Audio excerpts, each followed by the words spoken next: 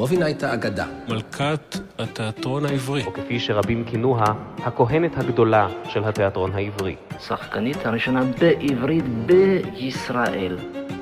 שחקנית גדולה, בעלת נוכחות בימתית מהממת, כיסאות היו מפסיקים לחרוק, האנשים בקהל לא השתעלו אפילו פעם אחת כשהיא שיחקה מולם. את ביתה, אילנה רובינה הזמרת, ילדה רובינה בגיל 45. אז זה היה סוד לאומי כמעט, שאף אחד לא כתב עליו ולא דיבר עליו. תמיד ידעתי שאני בת של רובינה, בוא נאמר.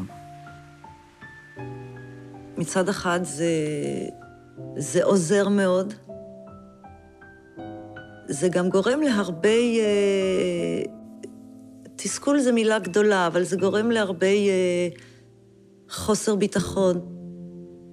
קצת להילחם על טריטוריה. זאת אומרת, אני את התיאטרון סנתי. כי כשאימא הלכה מהבית זה היה לתיאטרון. זה קצת היה האויב שלי באיזשהו מקום.